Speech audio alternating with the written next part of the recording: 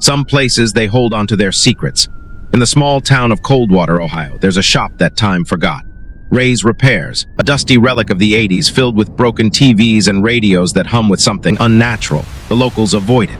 They say the screens show things that aren't there, faces, shadows, and if you listen closely, you'll hear it whisper your name.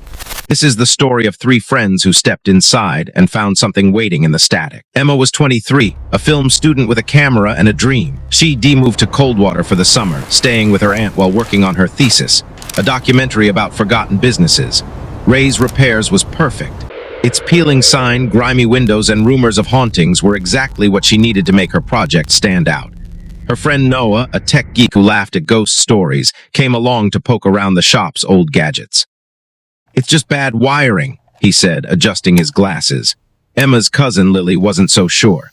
At 17, she'd heard the stories from her mom, "Stay away from that shop." But curiosity got the better of her, and she tagged along, clutching her phone like a shield. It was August, just after dusk. The sky was bruised with purples and oranges, and the air felt heavy, like a storm was brewing. They stood outside Ray's Repairs, Emma's camera rolling to capture the shop's eerie exterior. The windows were cloudy, but the glass seemed to stare back, reflecting their faces in a way that felt wrong. Noah pushed open the door, and a rusty bell jingled, making Lily jump. Inside, the shop was a graveyard of electronics. Shelves groaned under the weight of VHS players, rotary phones, and radios with cracked dials.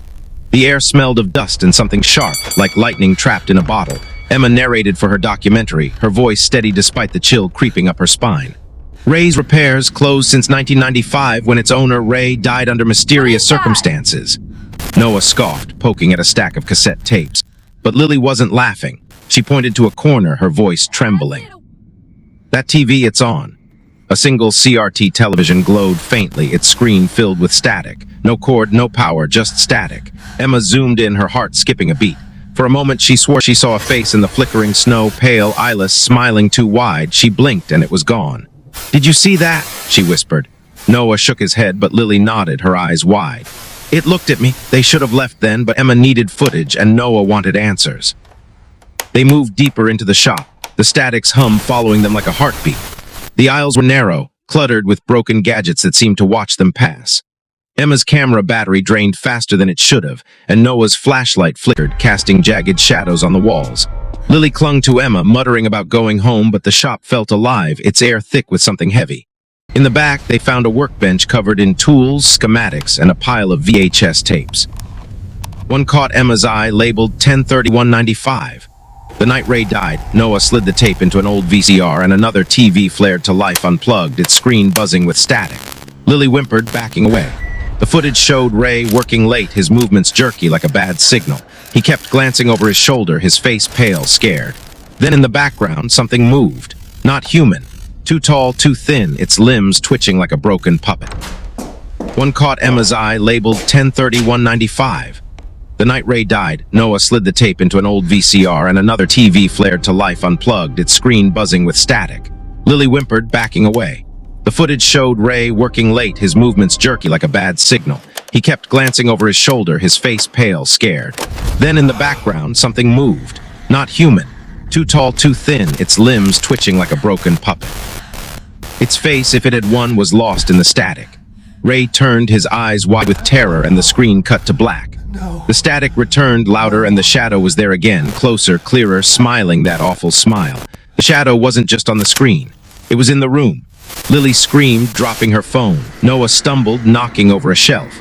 Emma's camera caught it, a tall, twitching figure in the corner, its head tilted at an impossible angle. The static grew deafening, whispers weaving through it, saying their names, Emma, Noah, Lily, over and over. The air pressed against their chests, heavy, suffocating. The shadow glided closer, its smile stretching wider. Emma grabbed Lily, Noah swung a wrench, but it passed through the shadow like smoke. The TVs in the shop flickered on, every screen showing the same eyeless face reaching out. Emma kicked at the back room's door, her foot aching until it gave way. They stumbled into the main shop, the static screaming from every screen. The front door wouldn't budge, the whispers now a chorus. "Stay, watch!" Emma's vision blurred, her head swimming, but she grabbed a chair and smashed a window. Glass rained down as they climbed out, collapsing on the sidewalk as the storm broke, rain soaking them. The shop went silent, but the shadow's presence lingered, heavy in the air. back at her aunt's. Emma tried to check her footage, but her camera was dead, its memory card fried. Noah's flashlight was ruined, and Lily's phone wouldn't turn on. They never went back to Ray's repairs, but the shadow followed them. Emma woke at night to whispers her name in that eerie chorus. Sometimes her TV flickered on, showing nothing but static, and in it, a faint, smiling face watching. Ray's repairs still stands in Coldwater. Its doors locked, its screens dark. But if you pass by at night, listen. You might hear your name calling you from the static. Some secrets don't stay buried. Some shadows never leave.